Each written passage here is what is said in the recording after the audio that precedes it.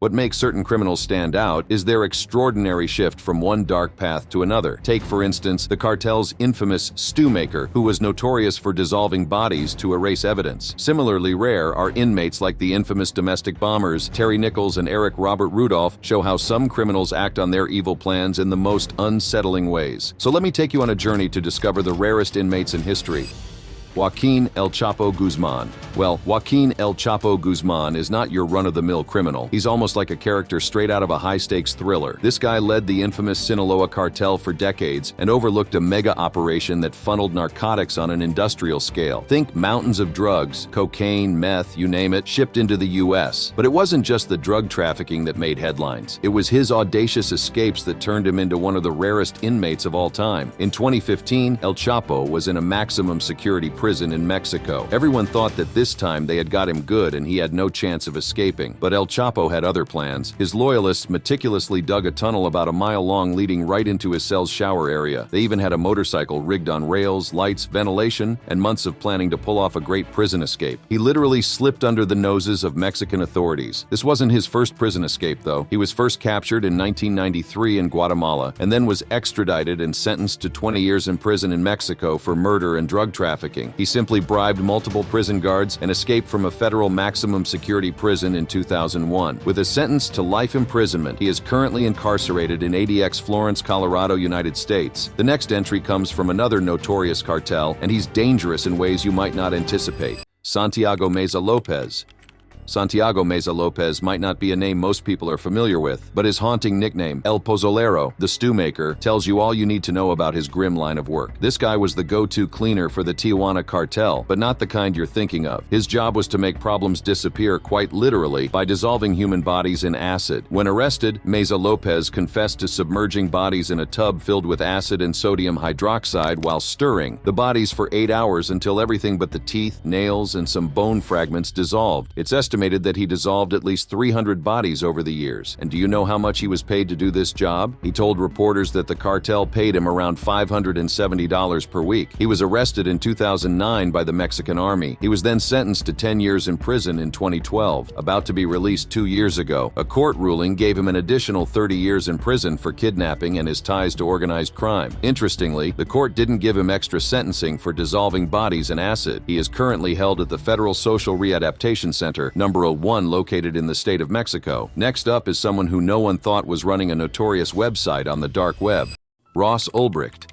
Better known by his pseudonym Dread Pirate Roberts, Ross William Ulbricht is the infamous founder of Silk Road, an online black market that became a notorious hub for illicit trade. Operating under the radar on the dark web, Silk Road was like Amazon for everything illegal, from narcotics to fake IDs. The website had over 200 product categories, but by 2013, drugs made up 70% of the approximately 10,000 products sold on Silk Road. A Penn State graduate with a background in physics, Ulbricht considered the Silk Road website as a marketplace and an economic experiment. He wanted the platform to be free from government control, where people could buy products anonymously using Bitcoin. He was arrested by the FBI in a San Francisco public library of all places in 2013. To stop Ulbricht from encrypting or deleting files on the laptop he was using to manage the site during his arrest, 2 agents posed as quarreling lovers. They then quickly moved in to arrest him while a third agent grabbed the laptop and handed it to another agent. In 2015, he was found guilty of several charges, including running a continuous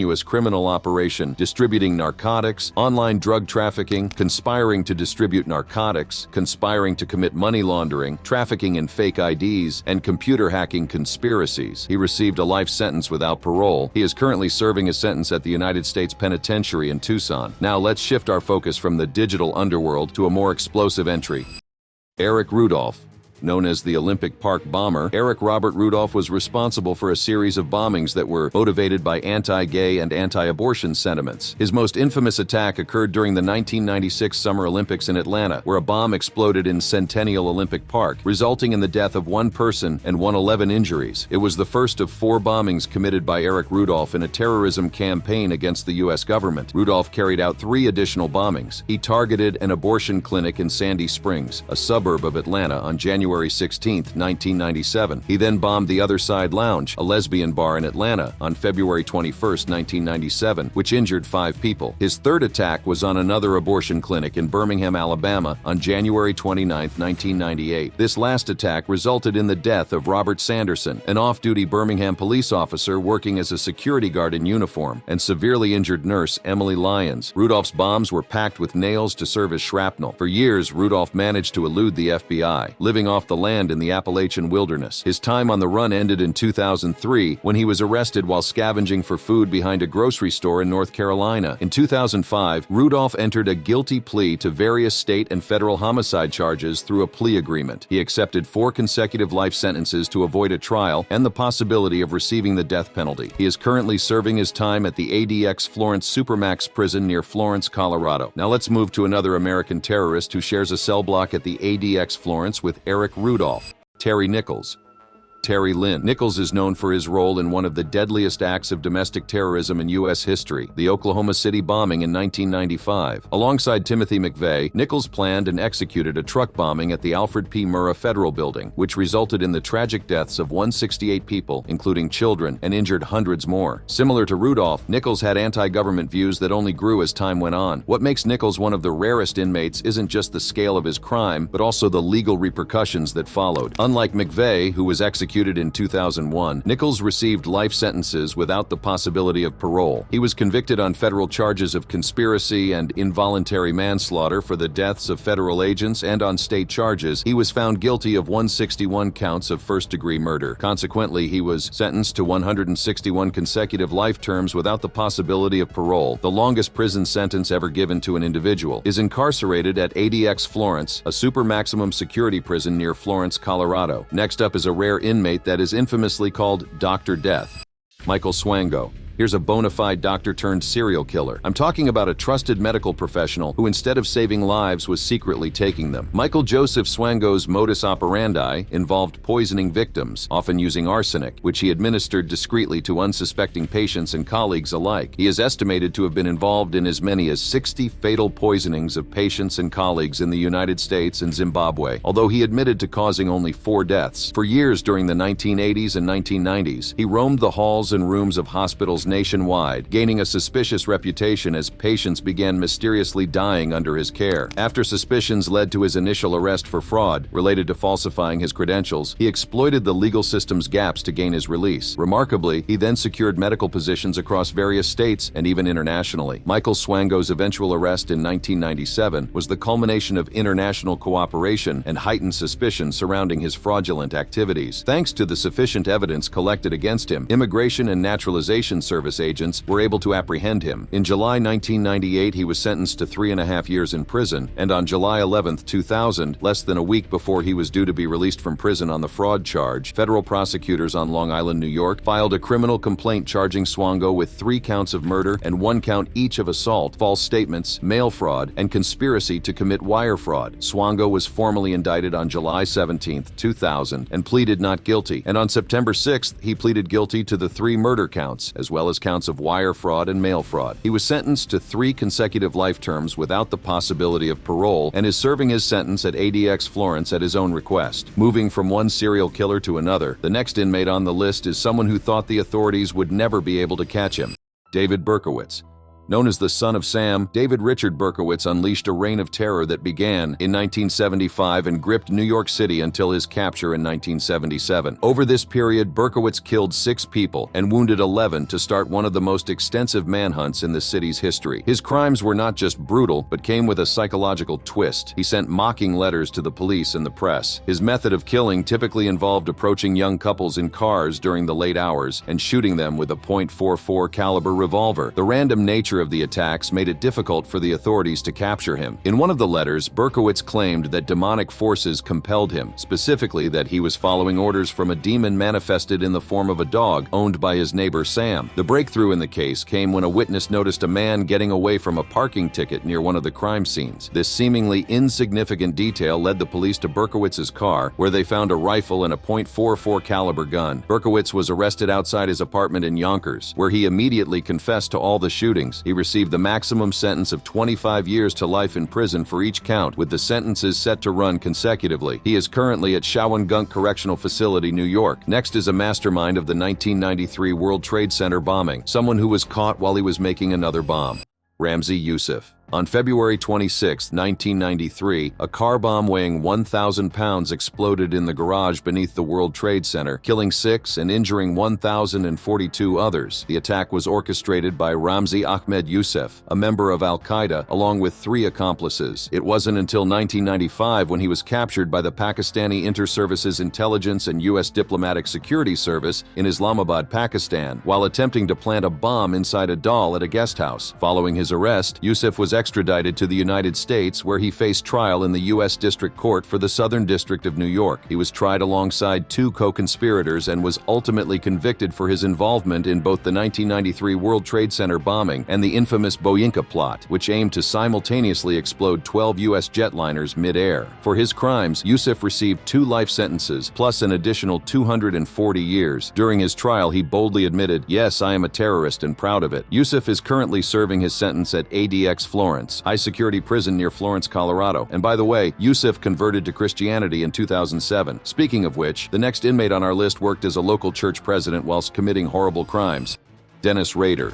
Dennis Lynn Rader, notoriously known as the BTK Killer, a grim acronym for his modus operandi, bind, torture, kill, is one of America's most chilling serial killers. His horrifying spree spanned from 1974 to 1991, during which he murdered 10 people in Wichita, Kansas. Rader's crimes were not just acts of violence. They were meticulously planned and executed rituals of horror that involved binding his victims, torturing them, and then killing them. In addition, Rader used to steal keepsakes from his female victims, including underwear, licenses, and personal items. Rader loved the terror he instilled, as he used to taunt law enforcement and the media with letters that described his killings in gory detail. In fact, he even suggested nicknames for himself. His ability to evade capture for decades was partly due to his outwardly normal life as a family man and local church president, which provided him the perfect cover. His arrest in 2005, more than a decade after his last known crime, was a result of digital forensics. Rader resumed sending communications to the police, but this time he included a floppy disk. Forensic analysis linked the disk to his church's computer, leading directly to him. His subsequent trial and confession unveiled the monstrous double life he had led, finally bringing closure to the gruesome chapter he authored in Kansas's history. He was sentenced to 10 consecutive life terms in prison, which he is serving at the El Dorado Correctional Facility. If Rader's crimes scared you, wait till you see the horrific killings of a serial killer from the subcontinent. Jev Ibal. Jev Ibal is perhaps the most sinister serial killer from Pakistan. He unleashed a reign of terror that is still talked about even today. His unspeakable crimes began in the late 1990s. In 1999, Iqbal sent a letter to the police and to a chief news editor of local newspaper in which he confessed to the rape and murder of over 100 boys, all aged between 6 and 16. He wrote that he had strangled and dismembered the victims, who were mostly runaways or orphans living on the streets of Lahore, after sexually assaulting them, and had then disposed of their bodies using vats of hydrochloric acid that he later emptied into a local river. Iqbal used to lure his victims, mostly street children, with promises of food or money before abducting, torturing, sexually abusing, and ultimately killing them. His modus operandi involved strangling his victims, then dismembering their bodies. Inside Iqbal's house, police and reporters found bloodstains on the walls and floor, the chain with which Iqbal claimed to have strangled the boys, and photographs of many of his victims in plastic bags. These items were neatly labeled, with names and ages on handwritten pamphlets. 2 vats of acid with partially dissolved human remains were also left for the police to find, a note claiming that the bodies in the house had deliberately not been disposed of so that authorities would find them. Iqbal was sentenced to death. The judge passed the sentence saying, "You will be strangled to death in front of the parents whose children you killed. Your body will then be cut into 100 pieces and put in acid the same way you killed the children." Though such punishment was not given, Iqbal and his accomplice were found dead in their respective cells. The official ruling was that the pair hanged themselves with bedsheets. However, autopsies revealed that they had been beaten prior to death. Next up is a cop who turned into a serial killer. Joseph James DAngelo.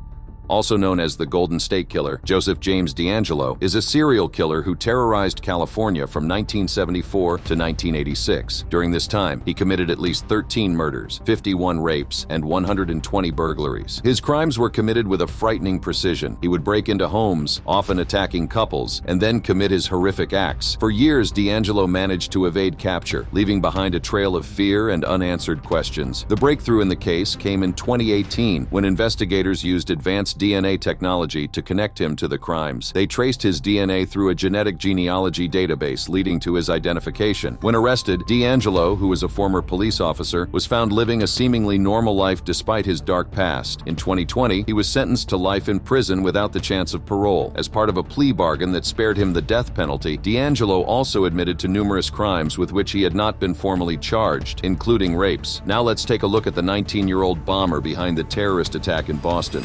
Dzhokar Tsarnaev, an American terrorist of Chechen and Avar descent, Dzhokar Tsarnaev was convicted for his role in the 2013 Boston Marathon bombing. The devastating terrorist attack killed 3 people and injured 281 others. Along with his 26-year-old brother Tamerlan Tsarnaev, Dzhokar orchestrated the bombing using pressure cooker devices, targeting the crowded finish line of the marathon. Their 2 homemade pressure cooker bombs detonated near the finish line of the race 14 seconds and 210 yards, 190 m apart. Following the bombing, a massive manhunt ensued. The Tsarnaev brothers were eventually located in a dramatic confrontation with police. Tamerlan was killed in the shootout, while Dzhokar was captured and later tried in court. In 2015, Tsarnaev was found guilty on multiple counts, including using a weapon of mass destruction and murder. He was sentenced to death for his crimes. Currently, he is on death row at ADX Florence, a high-security federal prison in Colorado known for housing some of the most dangerous inmates in the U.S. Coming up is a female serial killer from England who killed men because of the adrenaline rush it gave her.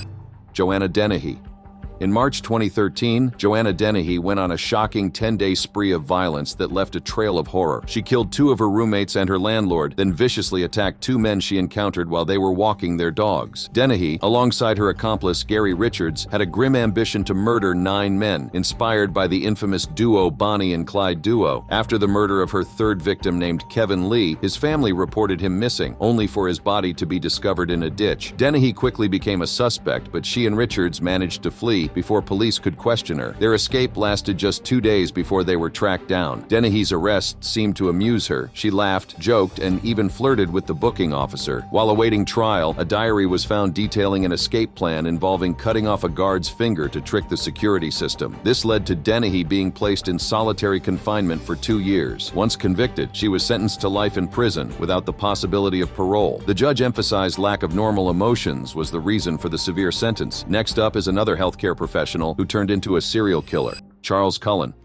Working as a nurse, Charles Edmund Cullen murdered dozens, possibly hundreds of patients during a 16-year career spanning several New Jersey and Pennsylvania medical centers. He used his medical knowledge to poison patients with lethal doses of medication, often administering overdoses of drugs like insulin and digoxin. His actions were characterized by a disturbing pattern of targeting vulnerable patients, causing harm that often went unnoticed or was misattributed to natural causes. The full extent of his crimes are staggering. While Cullen confessed to killing 40 patients, investigators believe that the actual number could be significantly higher. In fact, experts believe that he may have killed over 400 patients. However, it cannot be confirmed due to the lack of patients' records. The breakthrough in the case came when Cullen's suspicious behavior and inconsistent explanations led to a formal investigation. Soon after, he was arrested and pleaded guilty to killing 13 patients in 2004. As part of his plea agreement to avoid the death penalty, Cullen pleaded guilty to killing 6 patients. On March 2, 2006, Cullen was sentenced to 18 consecutive life sentences. By the way, he is not eligible for parole until June 10, 2403. Now let's move to an inmate who is the real-life Hannibal Lecter,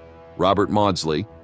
Known as Hannibal the Cannibal, Robert John Maudsley is among the deadliest prisoners in British history. Maudsley began his killing spree in the late 1970s, earning his macabre nickname after rumors circulated that he had eaten part of the brain of one of his victims, though this was never confirmed. Maudsley's first murder occurred in 1974 when he killed a man who had picked him up for sex. After being sentenced to life for this crime, he was placed in Broadmoor Hospital, a high-security psychiatric facility. It was here that Maudsley committed another murder. In one chilling incident, he and another inmate inmate killed a pedophile by barricading themselves in his cell and torturing him to death. Transferred to Wakefield Prison, Maudsley continued his violent behavior, killing another inmate by stabbing him in the head with a makeshift knife. He stabbed him to death in his bed, mutilated his skull with a makeshift dagger, and then smashed his head against the wall. Due to the extreme danger he posed, prison authorities housed Maudsley in a specially constructed glass cell underneath the prison, designed to be as secure as possible. Next up is a rare inmate who hasn't killed anyone, and yet he's one of the UK's longest-serving prisoners, Charles Bronson. Often labeled as the United Kingdom's most violent prisoner, Charles Arthur Salvador, better known by his professional name of Charles Bronson, has spent the majority of his life behind bars. To give you some context, he was originally imprisoned for 7 years for armed robbery in 1974, and he's still in the prison to this day. Bronson's sentence has been repeatedly extended due to his extraordinarily violent behavior while incarcerated. Bronson's notoriety stems not only from his original crime, but from numerous violent incidents in prison, including hostage situations, assaults on guards, and fights with fellow inmates. Many consider Bronson to be an unparalleled figure within the British penal system, a man whose love for violence seems almost beyond belief. His life and actions have been the subject of books, studies, and even a film, but none have fully explained his complex personality or his motivations. His name has become synonymous with extreme violence and unpredictability, making him a figure that the prison world may never see again. Coming next is a serial killer who was played by Charlize Theron in a 2003 movie called Monster. Aileen Wuornos. Aileen Carol Wuornos became one of the most infamous female serial killers in American history. Between 1989 and 1990, she murdered 7 men in Florida, claiming that her actions were acts of self-defense against assault. Well, her first victim, Richard Charles Mallory, had previously been convicted of attempted rape in Maryland. Wuornos' early life was troubled. She faced immense hardship, including abandonment by her biological mother and alleged abuse. These experiences, she claimed, shaped her distrust and aggression towards men. Her killing spree began in 1989, and over a short period, she targeted men who picked her up as she hitchhiked along highways. Arrested in 1991, Wuornos was quickly tied to the multiple homicides through forensic evidence and her own possession of some victims' belongings. After a highly publicized trial, she was convicted and sentenced to death. Afterward, Wuornos spent over a decade on death row before being executed by lethal injection on October 9, 2002. Next is a serial killer who became known as the Killer Clown, John Wayne Gacy. One of the most infamous American serial killers and sex offenders, John Wayne Gacy committed the heinous crimes of raping, torturing, and murdering at least 33 young men and boys. His gruesome activities took place in Norwood Park Township near Chicago, Illinois, and gained notoriety due to his scary double life, which included public performances as a clown before his murderous rampage was uncovered. Gacy executed his chilling murders within the confines of his ranch-style house. He would often lure his victims into his home under various pretenses, such as offering work. One sinister tactic involved tricking them into handcuffing themselves by pretending to show a magic trick. Once restrained, the victims were subjected to rape and torture, before killing them by asphyxiation or strangulation using a garrote. Gacy buried 26 of his victims in the crawl space beneath his house, while he buried 3 others on different parts of his property. In 1978, after one of Gacy's victims was reported missing, police learned that Gacy was the last person known to have seen him. After obtaining a search warrant, police discovered the bodies of the boys and young men. Subsequently, Gacy was sentenced to death on March 13, 1980. He was executed by lethal injection at Stateville Correctional Center on May 10, 1994. The next inmate on the list is someone who might be released from the prison soon, despite killing over 70 people. Anders Behring Breivik.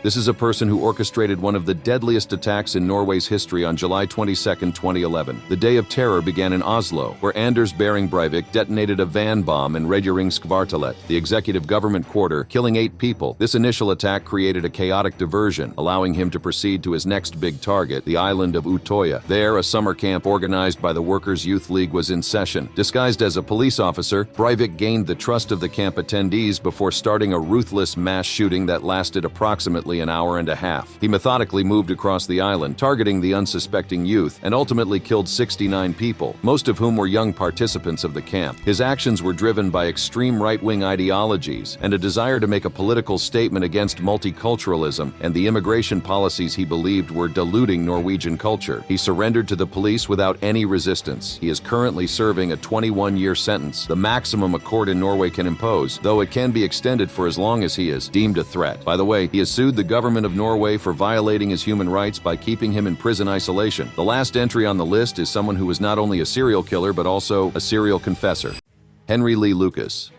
Known as the Confession Killer, Henry Lee Lucas was initially convicted for murdering his mother in 1960 and later for killing 2 others in 1983. However, he gained national notoriety after claiming while in prison that he had committed over 600 additional murders. This shocking confession led to the closure of many unsolved cases, though it later became clear that his claims were largely false. Lucas was ultimately convicted of 11 murders, including one case involving an unidentified victim later revealed to be Deborah Jackson. A thorough investigation by the Dallas Times-Herald revealed that Lucas could not have committed many of the murders he confessed to. Although some law enforcement officials defended their work, a subsequent investigation by the Attorney General of Texas concluded that Lucas had fabricated his confessions. In 1998, Lucas's death sentence was commuted to life imprisonment. He later admitted that most of his confessions were false, except for the murder of his mother. Henry Lee Lucas died of congestive heart failure in 2001. Thank you for watching this video. If you liked it, check out the suggested content on your screen by clicking one of the cards displayed.